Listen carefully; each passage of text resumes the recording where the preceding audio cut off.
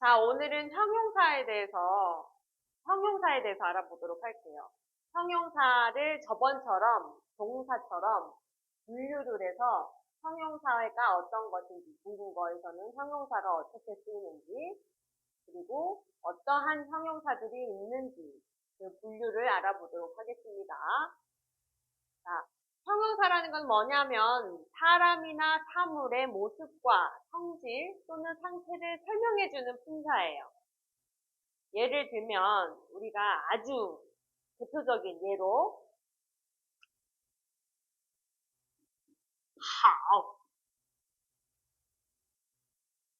好 이거는 뭐냐? 좋다라는 뜻이죠.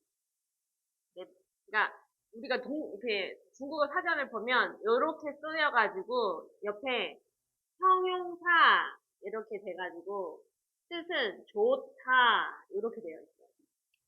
우리가 이제 보통 우리 한국말로 이렇게 뭐뭐 하다라고 하면은 동사로 인식을 하잖아요. 그렇죠? 근데 중국어에서는 이 뜻이 어떻게 됐든 앞에 있는 품사를 반드시 잘 보고 외워서 같이 외워줘야 돼요. 그래서 그래야만 이것이 형용사인지를 우리가 알 수가 있어요.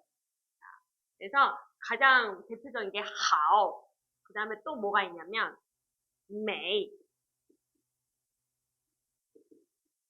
美 이거는 형용사. 아름답다 라는 뜻이죠. 뭐 여러 가지가 있어요. 또 예를 들면 大 이거는 뜻은 알죠? 형용사 이렇게 돼요. 크다 이렇게 돼요. 등등등 이렇게 어떤 사람이나 또는 사물, 상태 또는 성질 이런 것들을 설명해주는 역할을 하는 품사입니다. 자, 그러면 중국어에서 이러한 형용사들이 종류가 세 가지 종류로 분류를 할 수 있어요.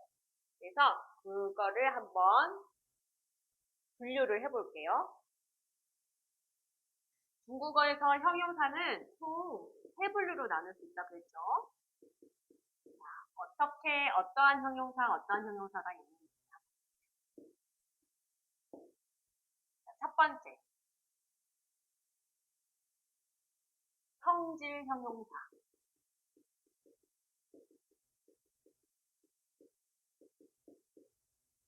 두 번째는 상태를 설명해주는 상태 형용사.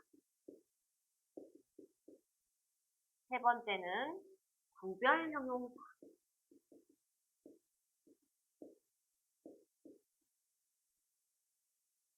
자, 첫 번째 그럼 성질 형용사라는 거는 그럼 어떤 것들이 있는지 보세요. 이 성질 형용사라는 거는 그냥 우리가 일반적으로 다 쓰는 거의 모든 형용사가 여기에 해당이 돼요. 일반적인 형용사.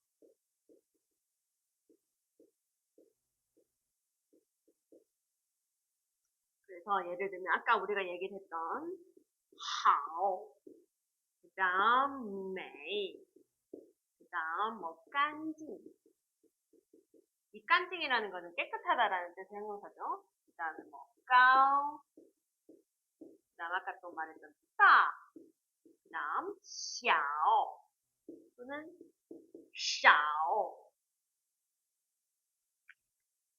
이거는 뭐예요? 따.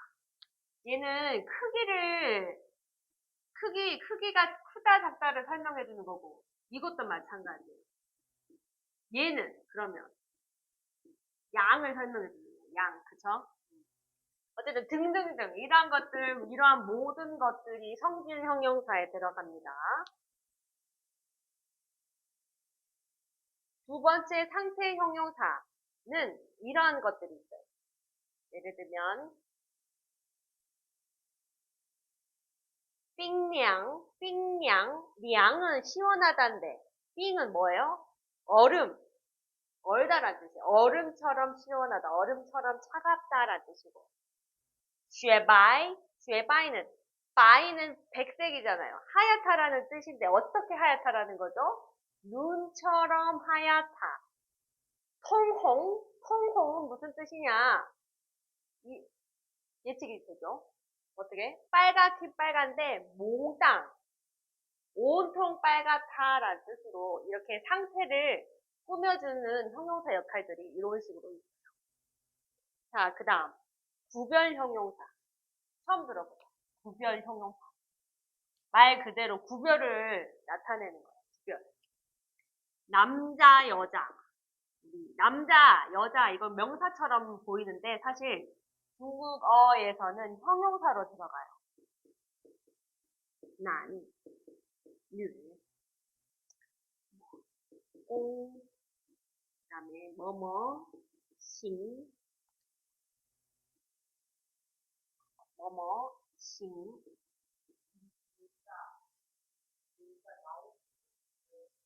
아니지. 그거는 늘다. 여기 일반 형용사에 들어가요. 뭐뭐싱은 무슨 뜻이냐면 그 뭐냐 대형, 소형, 중형 이런 것들 예를 들면 여기에 들어갈 수 있는 게 뭐 대형, 중형, 소형 뭐 이런 것들 그 다음에 예를 들면 뭐뭐 시 뭐 초급, 중급, 고급 할 때 초지, 중지, 가오지 뭐 이런 것들 뭐 이런 식으로의 유형들이 쓰인 것들은 명사처럼 보이지만 뭔가를 구별한다는 의미로 형용사로 쓰인다라는 거. 이해됐지요?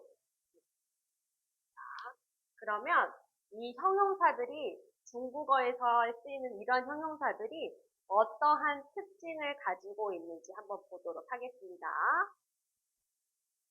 중국어에서 형용사의 특징을 한번 보도록 할게요. 형용사의 특징은 어떠한 특징들이 있는지 첫 번째 형용사는 문장에서 수로 역할을 해요. 수로 역할. 문장에서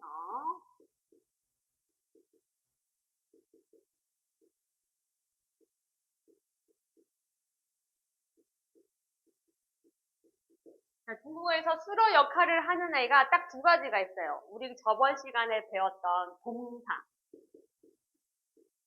그 다음 오늘 배우는 형용사. 이 두 가지가 문장에서 수로 역할을 해요. 그래서 형용사의 특징 중에 하나가 문장에서 수로 역할을 한다는 거. 두 번째. 이 형용사는 목적어를 갖지 않아요.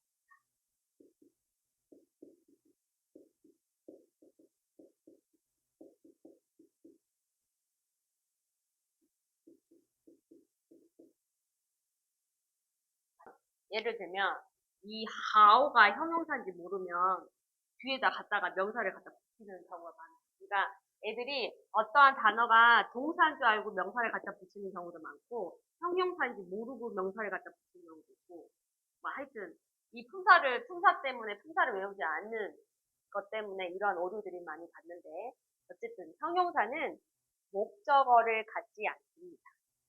세 번째, 문장에서 그럼 이 형용사는 문장에서 어떤 역할을 하냐면 수로 말고도 관형어 그 다음에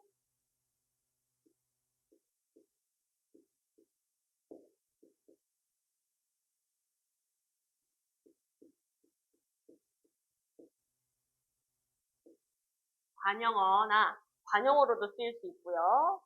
보호 역할을 할 수 있어요.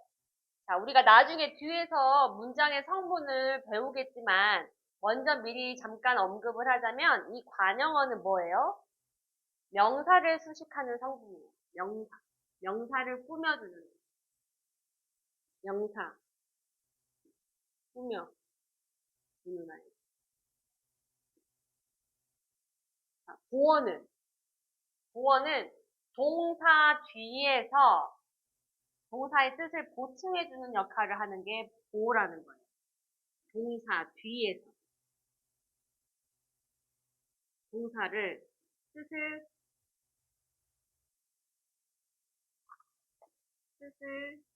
보충해주는 역할. 그러니까 이거는 뒤에서 나중에 다시 우리 어순 배울 때 언급을 할 거예요. 자, 그리고 이제 그대로 넘어갑니다. 그래서 이 형용사는 관용어 또는 보호 역할을 할 수 있는 거예요. 다음,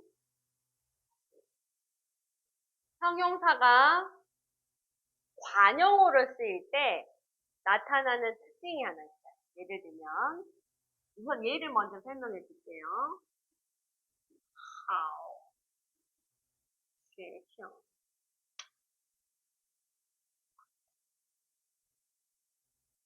자, 이 学生은 학생이란 뜻이에요. 학생. 명사입니다. 그죠? 명사. 이 하오는 좋다라는 뜻이죠. 형용사예요. 그러면 이 뜻을 연결해보면 어떻게 되겠어요? 좋은 학생이 되죠. 그죠? 자, 이름절인 형용사가 관용어로 쓰일 때, 그래서 이렇게 쓸게요.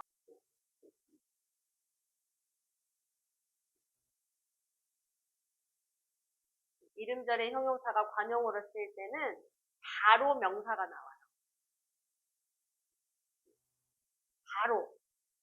바로 이렇게 문장 앞에서 수식을 해주는데, 만약에 이게 이음절이다. 이음절.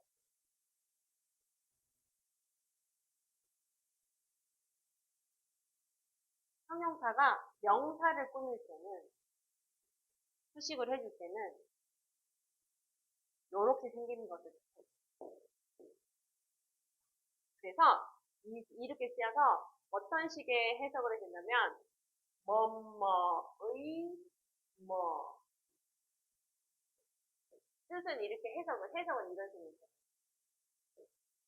뭐뭐의 뭐. 그래서 이거는 이렇게 붙어있는 거는 우리나라 뜻으로 해석을 어떻게 한다? 뭐뭐의라는 뜻으로 해석을 해서 읽어주면은 적재를 해주면 맞게 됩니다.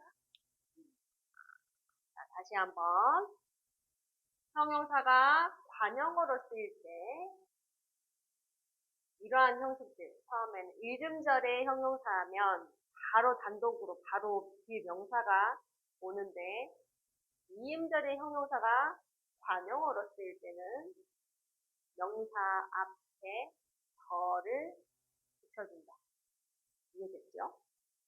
이러한 어쨌든 우선 설명은 이렇게 다 하고 우리가 다음 시간에는 형용사 이런 특징이 있는 것들을 우리가 예문을 쫙 훑어볼 거예요. 그때 되면 이해가 좀 더 쉽게 될 겁니다.